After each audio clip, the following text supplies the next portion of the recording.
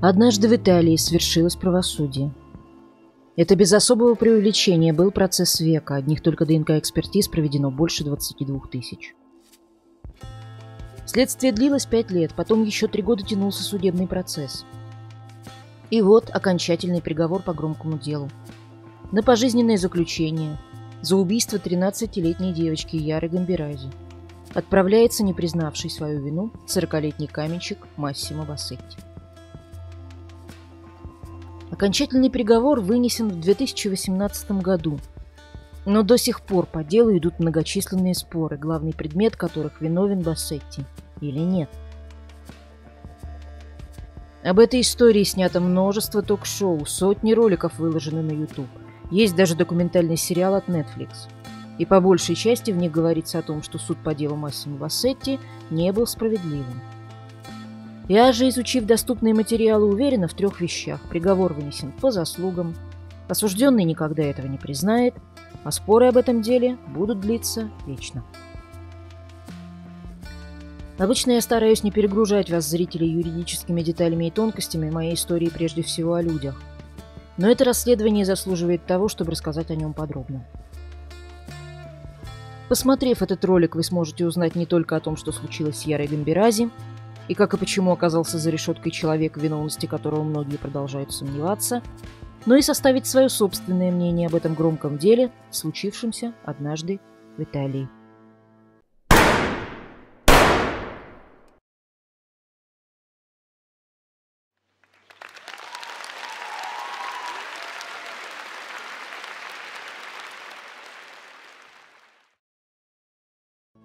Яре всего 13. Она родилась 21 мая 1997 года в Брембато-ди-Сопра, маленьком городке в провинции Бергамо, неподалеку от Милана.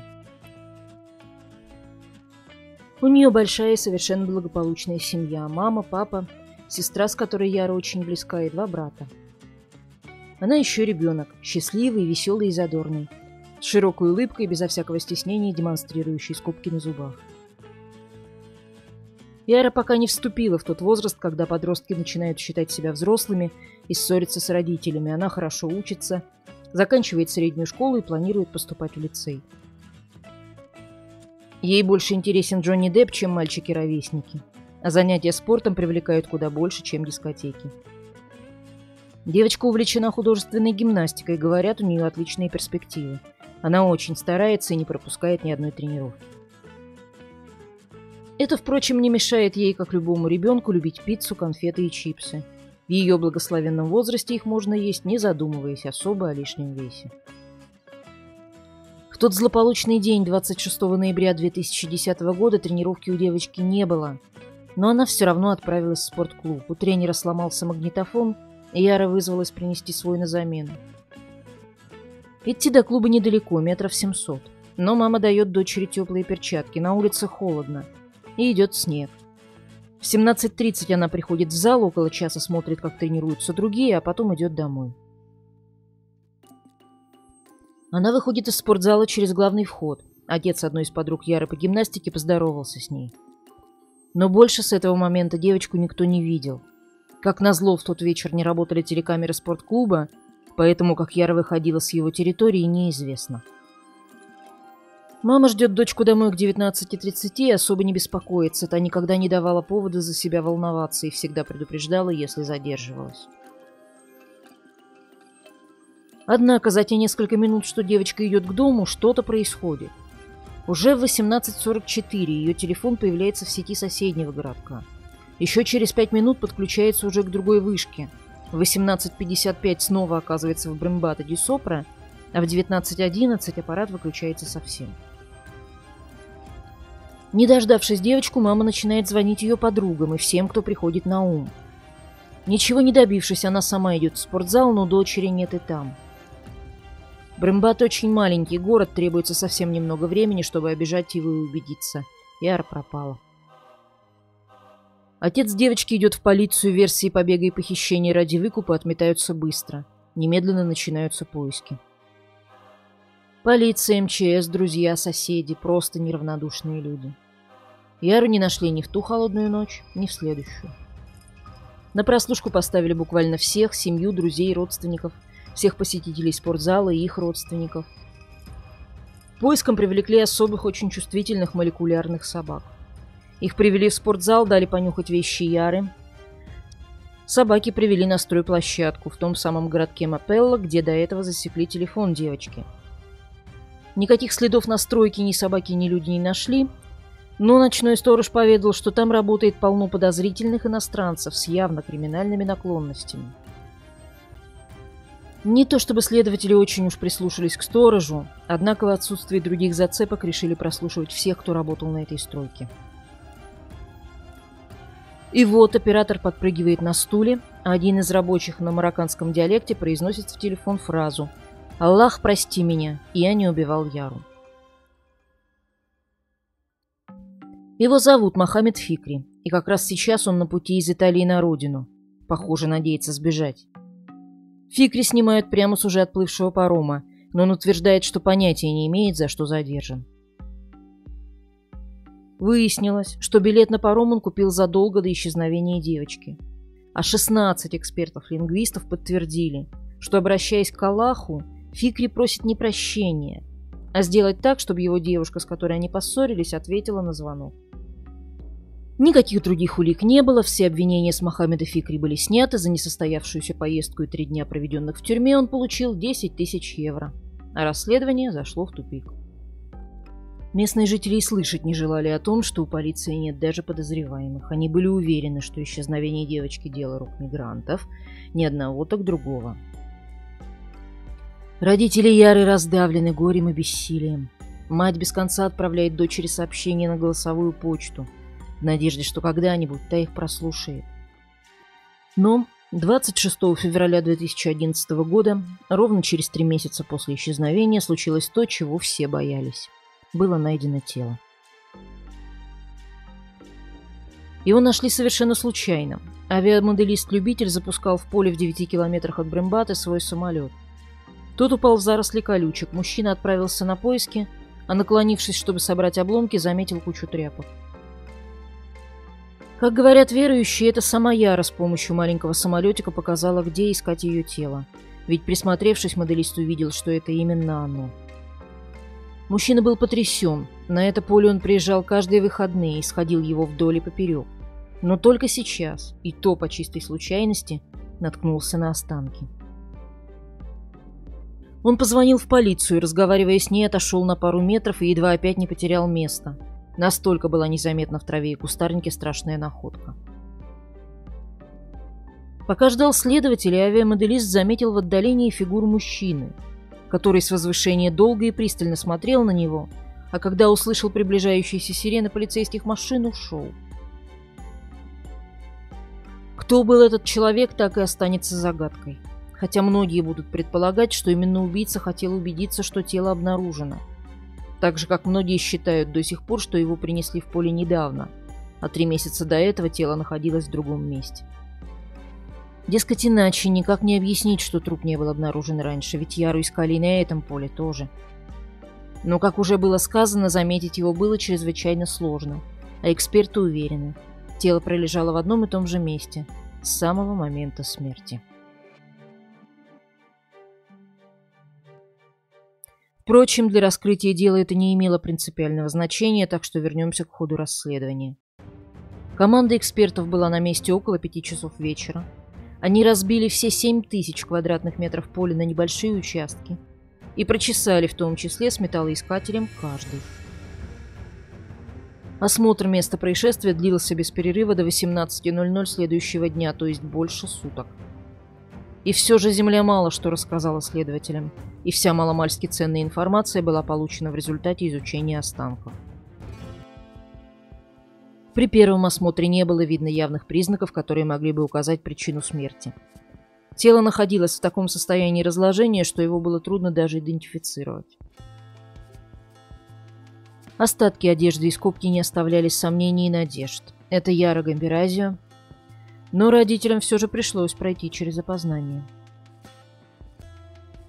Она лежала на спине, голова наклонена влево, руки подняты над головой. Одна рука сжата в кулак, внутри пучок травы. Девочка цеплялась за нее, надеясь удержать ускользающую жизнь. На теле несколько ран, нанесенных режущим оружием. На леггинсах и толстовке тоже порезы, хорошо заметные, несмотря на то, что одежда местами разорвана животными.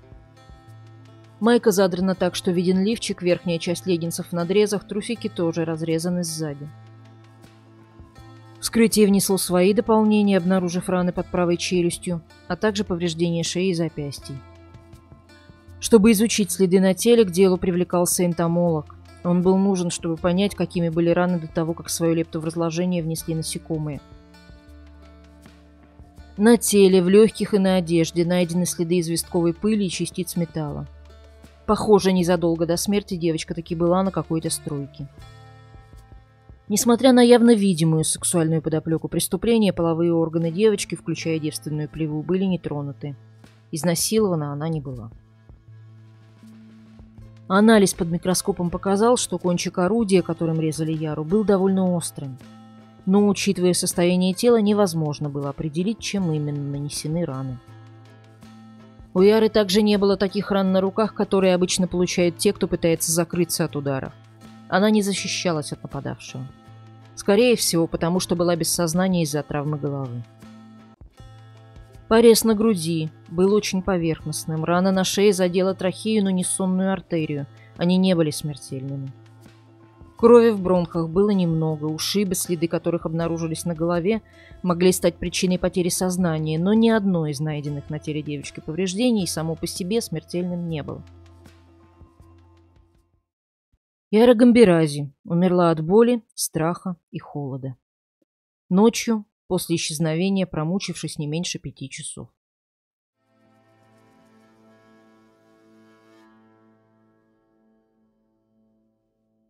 Один из спасателей, участвовавших в поисках, узнав об этом, умер от инфаркта.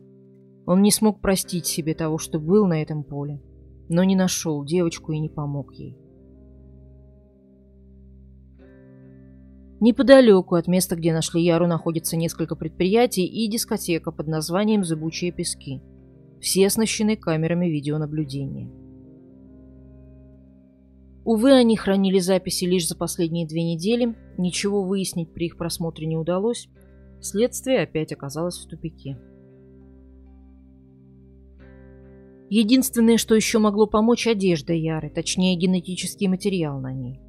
Куртка, обувь, леггинсы, голубая майка Национальной Федерации художественной гимнастики, перчатки, нижнее белье.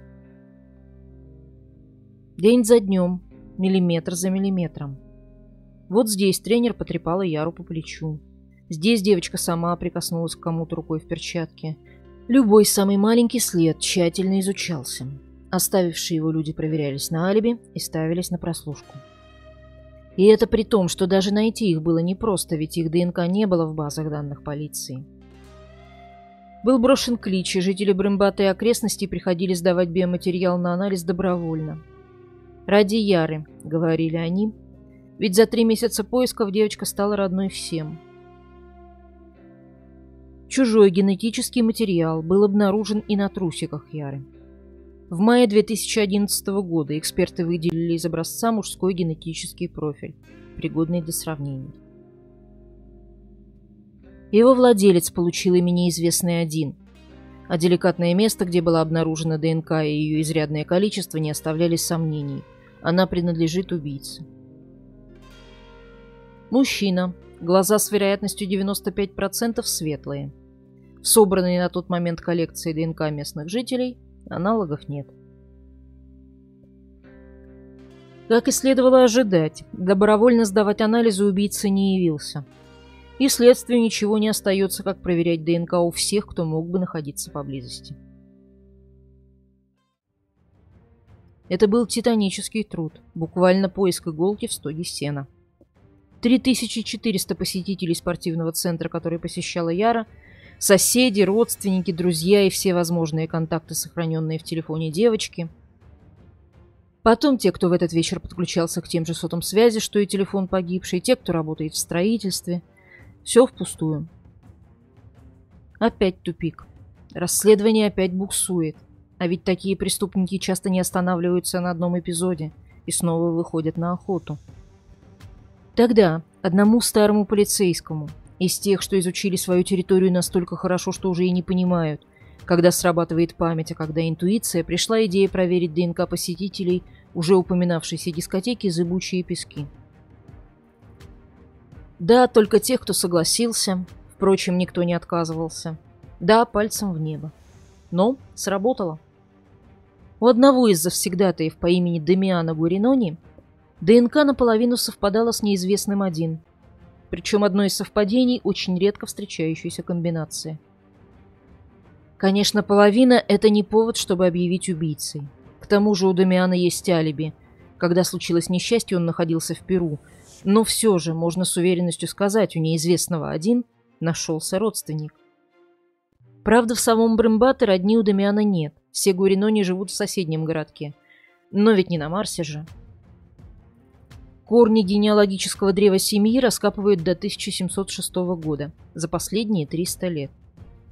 Потом снова поднимаются наверх, проверяют всех ныне живущих отпрысков этого древа мужского пола, и выясняется, что у двоюродных братьев Дамиано процент совпадения генетического кода с неизвестным один еще выше. Близко, очень близко, но все же не они. А более подходящих родственников мужчин у Дамиано нет. Хорошо бы проверить отца кузенов, Джузеппе Гуринони, но он давно умер. И снова озарение. При жизни отца семейства в водительские права вклеивали марки. И многие делали это, просто послюнив нижний липкий слой. Да, слюна Джузеппе Гуринони сохранилась на марке. И современные технологии позволяют со стопроцентной уверенностью, точнее 99,99%, сказать, что Джузеппе – отец неизвестного один. Адвокат семьи Яры маркой не удовлетворился, потребовал эксгумации. Ее провели. Сделали еще одну экспертизу ДНК по останкам, все подтвердилось. Да только вот беда, еще не проверенных сыновей у Джузеппе Гуринони нет. По крайней мере, неизвестно, что были другие. Так может, незаконно рожденный? Но как его найти, если сам папаша мертв, и рассказать, с кем и что у него когда-то было, при всем желании не может? Проверили всех женщин, с кем в это время Джузеппе мог иметь хоть какой-то контакт. Всех, кто жили неподалеку. Всего 528. На этой стадии случилась досадная ошибка. Оказалось, что ДНК женщин сравнивают не с ДНК неизвестного один, а с ДНК Яры. Перепутали пробирки или бумажки. Человеческий фактор, так бывает. И чем большая работа проводится, тем больше шанс ошибиться.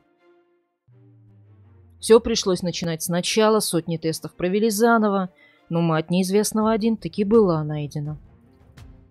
Некая Эстер Ардзуффи, жившая по соседству с Джузеппе Гуринони, потом вышедшая замуж и переехавшая к мужу, угадайте куда? В Брембате. Но главное даже не это, а то, что вскоре после переезда Эстер родила. Двойняшки. Лаура и Массимо, глаза обоих светлые. Конечно же, Эстер задавали вопрос, как получилось, что, согласно тесту ДНК, отец ее сына, полное имя которого, кстати, Массимо Джузеппе, вовсе не законный муж Джованни Бассетти, а бывший сосед Джузеппе Гуринони. Женщина вплоть до своей смерти в 2018 году клялась и божилась, что знать ничего не знает, с соседом только здоровались. Иногда он подвозил ее на своей машине, и все. Единственное возможное объяснение, которое она может дать, что не спрашивая согласия и не ставя в известность, ее искусственно оплодотворил гинеколог во время планового визита. Наука не ошибается, но я не была с Джузеппе Гуринони. Говорю вам, я не спала с Джузеппе, не было даже легкой интрижки, даже, извините за выражение, свидания на природе. Говорю это, потому что я честна в таких вещах. То есть вы стали неосознанной жертвой искусственного оплодотворения, уточняет журналист. Да, неосознанно. Я неосознанно, мой муж неосознанно, потому что ни мне, ни ему никто ничего не сказал. Что ж, говорят о мертвых либо хорошо, либо ничего, но, как выяснилось, ни один из троих детей Эстер не был рожден от ее законного мужа. Есть еще одна интересная деталь. Ее сын Массимо Джузеппе Бассетти у себя на работе имел кличку Сказка, потому что любил рассказывать небылицы. то у него 2 опухоли головного мозга, которые нельзя оперировать, потому что беременная жена не перенесет плохих известий, то рак удалили вот прямо на выходных, но у жены таки случился выкидыш. Она написала на него заявление о жестоком обращении, он купил большой склад, сделал операцию на носу и еще множество эпизодов совершенно необязательного вранья. Не во зло, а так, что называется, из любви к искусству. Кстати, после обвинения гинеколога его дети незамедлительно подали на сеньору Ардзуффи в суд за клевету. Вот только чем закончился процесс, выяснить мне не удалось. Но вернемся к основному сюжету. Найден еще один сын отца-убийцы. Но, а вдруг не последний, неясно, совпадает ли его ДНК с неизвестным один. За Массимо Бассетти начинается слежка. Под предлогом проверки счетчика агенты расставили в его квартире скрытые микрофоны и камеры. За его слюной была организована целая охота, но он ни в какую не пил кофе в общественных местах, что довольно необычно для итальянца. Тогда, 15 июня 2014 года, воспользовавшись тем, что он был за рулем, его заставили пройти тест на алкоголь. Понятно, что пары спирта никого не интересовали, но на мундштуке прибора осталась слюна подозреваемого. Ее тут же направили в лабораторию, выделили ДНК. С вероятностью 99,999% Массимо Бассетти оказался неизвестным один. А если проще, именно его ДНК с вероятностью ошибки 1 к 20 миллиардам обнаружили на теле погибшей девочки.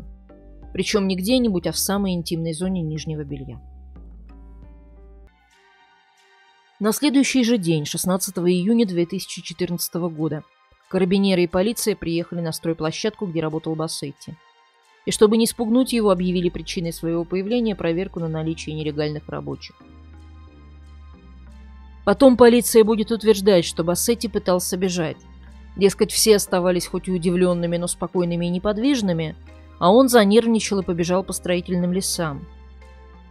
Я несколько раз внимательно пересмотрела кадры этого ареста, но так и не разобралась, бежит он или нет.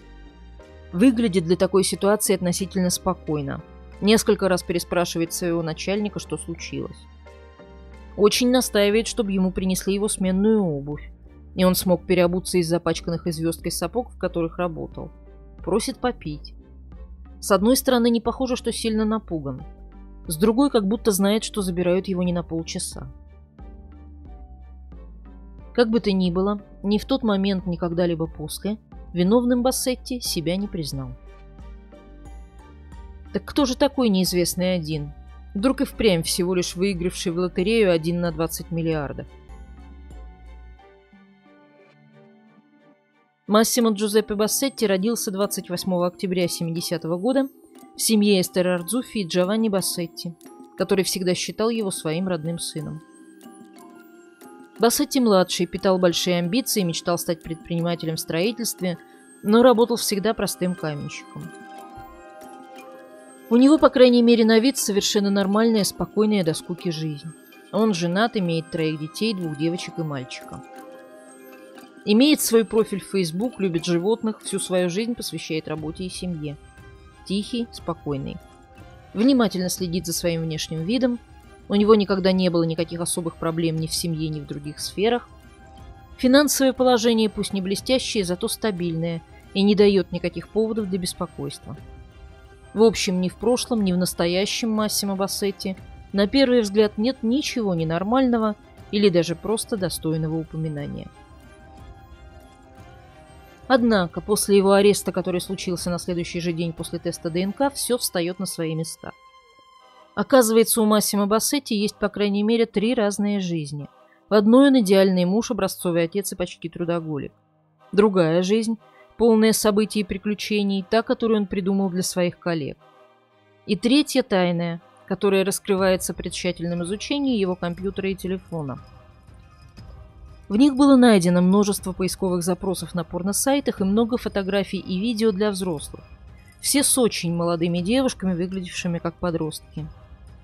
Даже здесь он пытался маскироваться.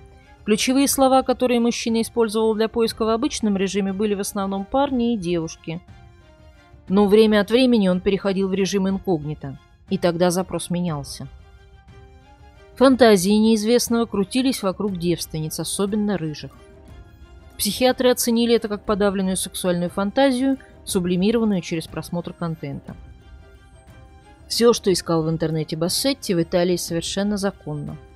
Но подозрение этот нюанс, согласитесь, усиливает. Была еще одна крайне настораживающая деталь. Бассетти утверждал, что никогда не был знаком с Ярой, но женщина по имени Альма Азулин дала показания о том, что однажды утром видела их вместе. Ее показания содержат множество деталей и выглядят правдоподобно. Азулин утверждает, что видела Бассетти и Яру на парковке кладбища в Брембате в период между августом и сентябрем 2010 года.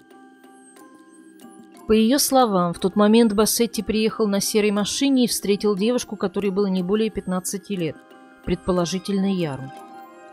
Азулин вспоминает, что Бассетти не сводил с нее глаз, и это заставляло ее чувствовать себя очень некомфортно. Он сверлил девушку глазами, пока она не села в машину. Свидетельница подумала, что это отец с дочерью, и успокоилась. Этот факт опровергает убеждение обвинения, что раньше Яра с Бассетти никогда не встречались, и порождает множество новых вопросов. Если Азулин действительно видела в тот день вместе 13-летнюю девочку из Брембате и каменщика из Мапелла, какие отношения их связывали? Зачем они встретились? Почему Яра, так привязанная к семье и вроде бы не имеющая никаких тайн, скрывала это от близких? Да и вообще, было ли все это в действительности? А впрочем, так ли уж существенно, насколько долго зрел план насильника в отношении девчушки? Куда важнее, к чему все это привело? На конечный результат длительность слежки убийцы за своей жертвой никак не повлияла.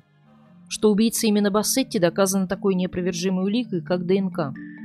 А при наличии обвинения такого козыря можно и вовсе обойтись без других улик. Но следствие решило не обходиться. Кроме уже упомянутых видео с молодыми девочками на компьютере Бассетти и извести на одежде Яры, которые, конечно же, ничего не доказывают, было и кое-что посерьезнее. Во-первых, мобильная связь. Телефон Бассетти подключался к сети в тех же зонах, что и телефон Яры, а потом тоже отключился совсем.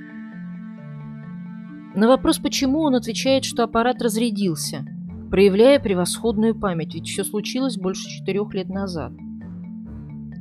Правда, провалы и в этой прекрасной памяти все же есть, причем на самом интересном месте.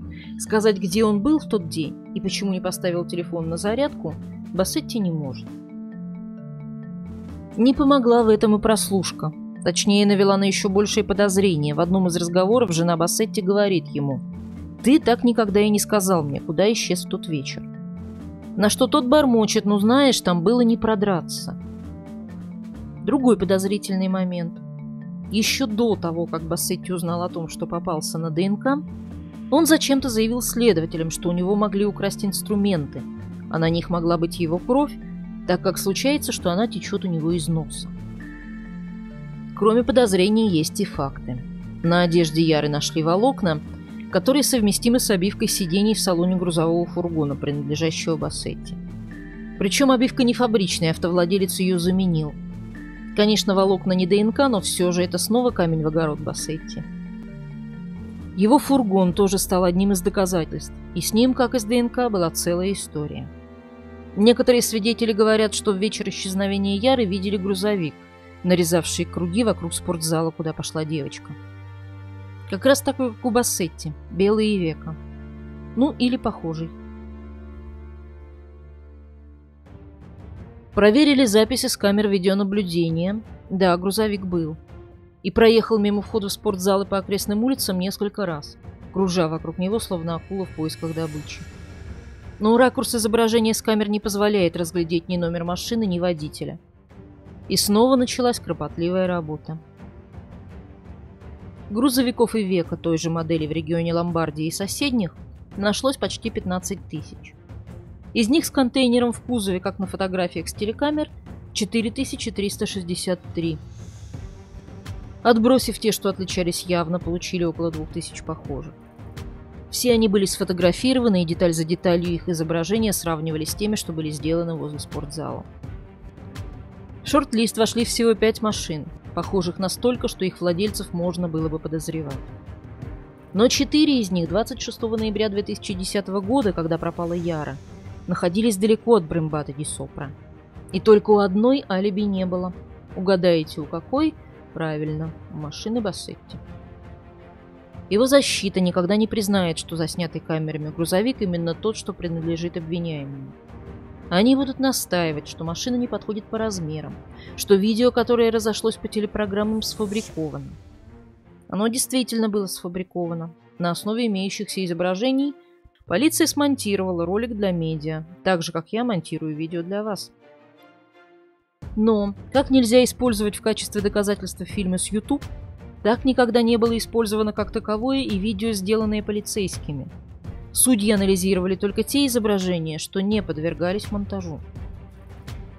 А на них не было ни одного признака, который бы не совпадал с теми, что возможно было разглядеть на машине Бассетти, вплоть до пятен ржавчины. Даже сам он не отрицал, что в то время проезжал по окрестностям, якобы покупал в киоске картинки детям. Добавим сюда то, что других похожих грузовиков в округе в тот момент просто не было. Напомним, что на леггинсах Яры нашли волокна точно такой же ткани, какой были обиты сиденья именно в этой машине. Не пытается ли защита Бассетти вскарабкаться по зеркалу, отрицая, что в вечер исчезновения девушки он был возле спортзала? Конечно, его адвокатам нелегко. Понимая, что никакие грузовики и телефоны не идут в сравнение с главным доказательством совпадением ДНК, они немало сил направили на то, чтобы его скомпрометировать. Какие только идеи не предлагали они суду. Начиная с того, что ДНК неизвестного 1 специально искусственно создали в лаборатории. Видимо, с точки зрения защиты, какой-то генетик, вместо того, чтобы получать Нобелевскую премию, решил подставить кого-нибудь, на кого Бог пошлет. Состряпал искусственную ДНК, полицейские кинулись искать кого-нибудь под нее подходящего, и надо же, какое совпадение, обладатель кода, который встречается не чаще, чем 1 раз на 20 миллиардов, обнаружился не в другой галактике, а прямо в нужном городке. А что, версия ничем не хуже коварно подкравшегося со спермой соседа и осеменившего Эстера Ардзуфи злодея-гинеколога. Второй аргумент защиты – эту ДНК вообще нельзя было использовать, так как была выделена только ее ядерная составляющая, но не митохондриальная. Ну, что-то не доработал гениальный генетик. Действительно, существует ядерная и митохондриальная ДНК. Первая включает гены обоих родителей, она уникальна и может совпадать только у однояйцевых близнецов. Вторая передается от матерей к детям и идентифицирует только женскую линию наследования. Если предположить, что все человечество произошло от Адама и Евы, то митохондриальная ДНК должна быть одинаковой у всех жителей Земли, такой же, как у Евы. Поэтому в судебной генетике никогда не принимается во внимание митохондриальная ДНК, а используется как раз ядерная, которая, повторюсь, уникальна у каждого, а не у всех, кто ведет родословную от одной женской линии. Были и еще придирки, возражения. Например, защита ссылалась на то, что на теле Яры были и другие следы биологического материала. Да, были. Как уже говорилось, на рукаве и на перчатках. Яра могла подцепить их где угодно. И да, действительно, на белье был след чьей-то еще митохондриальной ДНК, носителя которой следователи обозначили как неизвестного 2. Но дело в том, что митохондриальная ДНК, кроме того, что не определяет конкретного человека, еще и очень долго сохраняется.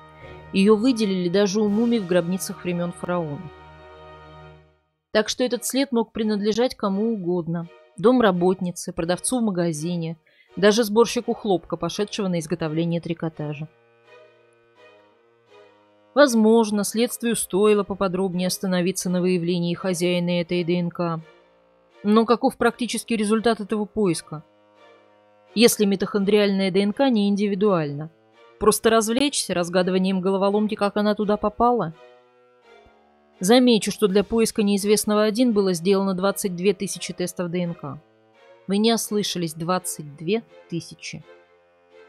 Ну а главное, даже если допустить, что неизвестный 2 тоже отметился на месте преступления, как это влияет на тот факт, что на трусах девочки есть ДНК неизвестного 1? Можно сказать, подпись под совершенным злодейством, и эта подпись с вероятностью практически 100% принадлежит Массимо Бассетти. Были претензии к качеству работы. Дескать, часть тестов сделаны просроченными реактивами, и доверять их результатам нельзя. Но тест ДНК так не работает. Либо он испорчен и тогда не покажет ничего, либо еще рабочий, и его результат будет точным. Исказить ДНК, дорисовав штришки от, скажем, плесени, такой тест не может. Вообще претензий к расследованию защиты было просто огромное количество, но сегодня я и без того перегрузила вас техническими деталями, так что по этому поводу скажу просто. Да, ошибки были. Когда проводится такая огромная, реально титаническая работа, не допустить их практически невозможно. Но могла ли хоть одна из них привести к судебной ошибке? Решайте для себя сами, а я буду заканчивать. 27 апреля 2015 года Массимо Бассетти было предъявлено обвинение.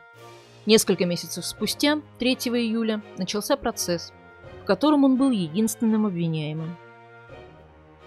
Через год, 1 июля 2016 года, вынесен приговор суда первой инстанции – пожизненное заключение. Потом апелляции и кассации, 12 октября 2018 года приговор стал окончательным. 3 судебные инстанции завершились, суд подтвердил. Остаток жизни Массимо Бассетти должен провести в тюрьме. Адвокаты Бассетти не сдаются и за последние годы подали множество ходатайств, например, о переводе своего подзащитного под домашний арест с электронным браслетом. Дескать, нет никакого риска ни на то, что он сбежит, ни на то, что сотворит новое преступление. Они треплют нервы следователям и экспертам. В отношении прокурора Летиции Руджери, которая вела это грандиозное по масштабам расследование, было возбуждено уголовное дело, ее обвинили в процессуальном мошенничестве. Потом дело закрыли. Но, что называется, осадочек остался. И это вместо награды за нечеловеческое упорство, с которым она добивалась того, чтобы маньяк перестал быть опасен. Но главное, с самого первого дня защита пытается выйти на новое рассмотрение дела. И для этого одно за другим подает ходатайство о доступе к вещественным доказательствам. Последняя такая просьба была удовлетворена, и прямо сейчас адвокаты Бассетти наконец изучают перчатки Кьяры, ключи от дома и наушники от айпода, в надежде найти что-то, что позволит начать весь процесс сначала. И хотя большинство юристов уверены, никаких шансов на это нет, поскольку главное доказательство ДНК на нижнем белье абсолютно неопровержимо, все же, пока не вынесено соответствующее решение, точку в деле поставить нельзя. Я долго откладывала выход ролика об этом случае, надеялась, что такая точка когда-нибудь все же будет поставлена. Однако теперь мне понятно. Эта музыка будет вечной, потому что такое положение дел выгодно и Бассетти, и его адвокатам. Последние, правда, вряд ли могут заработать на этом серьезные деньги. Зато слава их гремит уже который год по всей стране. И немало людей верят в то, что это борьба за правое дело, а они герои, спасающие невиновного от судебной ошибки. И чем больше поводов напомнить о деле, тем дольше не угасает внимание медиа к нему. Ну и, разумеется, к тому, кто так самоотверженно его ведет. Впрочем, каким бы ни было мое личное мнение конкретно об этом деле, пожалуй, такая настойчивость защиты заслуживает уважения, и таких адвокатов можно пожелать каждому. Хотя лучше, пожалуй, пожелаю, чтобы в них вообще не возникало нужды. Ну а самому сидельцу и вовсе куда выгоднее настаивать на своем. В самом деле, ну что он выиграет, если признается? Срок за такое зверское насилие, да еще над ребенком, ему не скостят. А уж если сидеть пожизненно, то делать это со всем возможным комфортом. Одна история слыть жертвой заговора. То и дело заглядывают в гости журналисты, перед которыми он охотно выступает, рассказывает им, что в своей камере покрасил стены, в желтый и коралловый, как в гостиной у себя дома. А вот что ждет в тюрьме растлителей и убийцу малолетних, всем в общем понятно. Бассетти неплохо устроился. Защитников у невинной жертвы правосудия по-прежнему достаточно. Даже Netflix снял сериал, где крайне прозрачно намекает на произвол итальянских властей в отношении бедного каменщика. Маска примерного мужа и отца, правда, слетела. В прессу просочилась его переписка с одной заключенной достаточно откровенного содержания.